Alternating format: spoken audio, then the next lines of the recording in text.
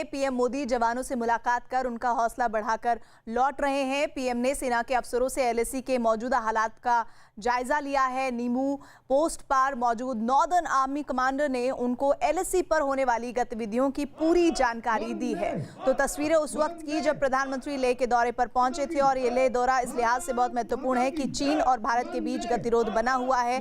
कई स्तर पर बातचीत होने के बाद, जिसमें 3 मुख्य तौर पर कमांडर स्तर की बातचीत है, कोई भी नतीजा नहीं निकलता। उस टेबल पर जब बैठते हैं तो बहुत पॉजिटिव और सकारात्मक बातें होती हैं, लेकिन जब बात आती है एग्जीक्यूशन की तो चीन पूरी तरह से अलग थलग हो जाता है।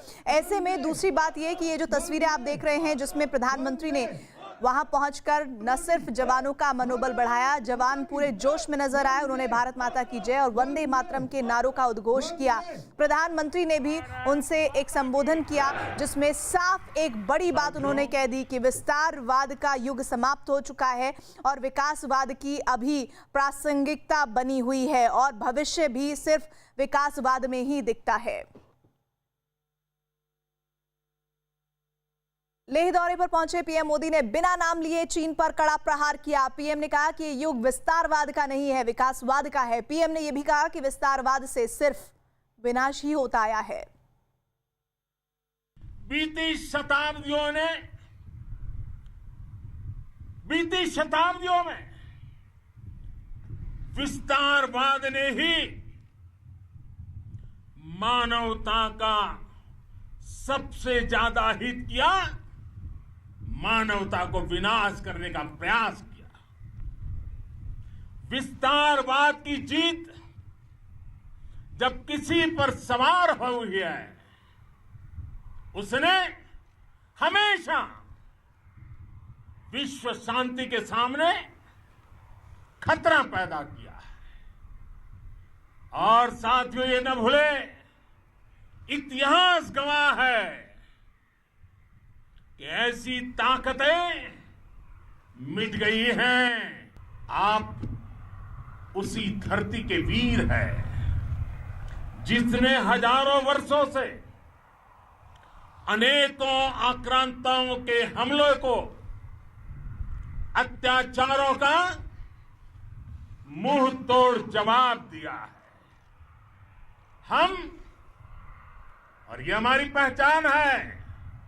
हम वो लोग हैं जो बांसुरीधारी कृष्ण की पूजा करते हैं, तो हम वही लोग हैं जो सुदर्शन चक्रधारी कृष्ण को भी आदर्श मान करके चलते हैं।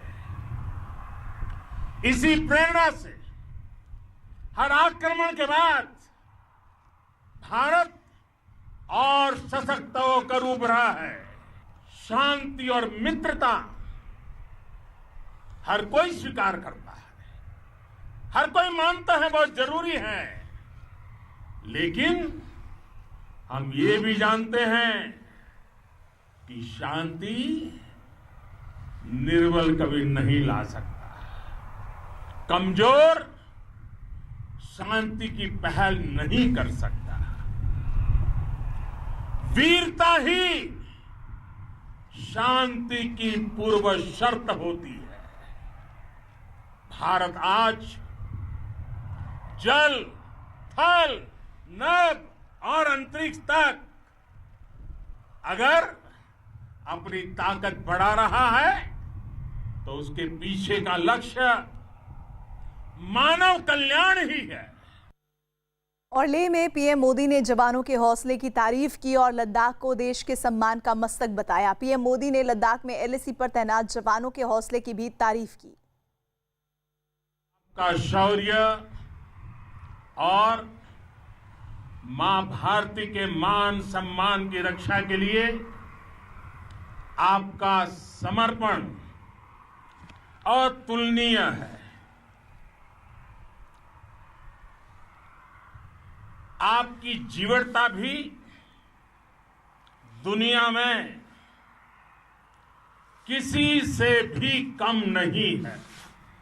आपकी फायरबॉय देखी है और आपकी फ्यूरी भी।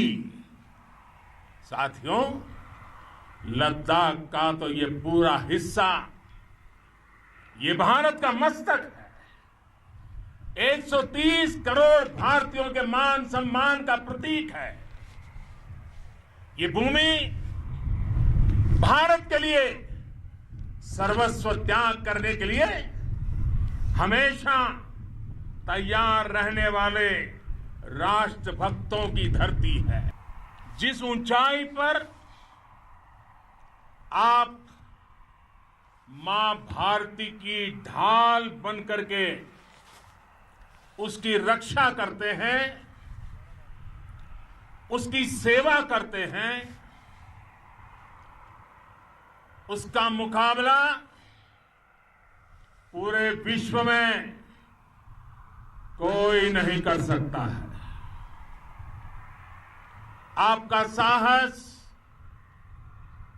उस ऊंचाई से भी ऊंचा है जहां आप तैनात हैं। आपका निश्चय उस घाटी से भी सख्त है जिसको रोज आप अपने कदमों से नापते हैं। तो प्रधानमंत्री ने जवानों को संबोधित किया, लेकिन संदेश सीधे सीधे बिना नाम लिए चीन को दिया। और इसी पर बात करने के लिए हमारे साथ खास मेहमानों के साथ साथ हमारे रिपोर्टर जुड़ रहे हैं, हमारे सहयोगी जुड़ रहे हैं। अरुण लगातार अपडेट्स दे रहे हैं लद्दाख से, साथ ही दिल्ली से तमाम जानकारियों पर निगाह बनाए हुए हैं संदीप बोल, और साथ ही रक्षा विशेषज्ञ हमारे साथ गुरमीत सिंह जी जुड़ गए हैं। थोड़ी देर में मुझे जानकारी मिल रही है कि हमारे साथ डिफेंस एक्सपर्ट जीजे सिंह भी जुड़ जाएंगे। मैं सबसे पहले अरुण आपका रुख करना चाहूंगी। प्रधानमंत्री ने बहुत सारी बातें कही, लेकिन सिलसिलेवार तरीके से बात करते हुए उनकी वो जो एक पहली बात थी जो बहुत बड़ा संदेश है चीन को, वो ये उन्होंने कहा कि हम बांसुरी वाले कृष्ण की पूजा करते हैं, लेकिन हम सुदर्शन चक्रधारी को अपना आदर्श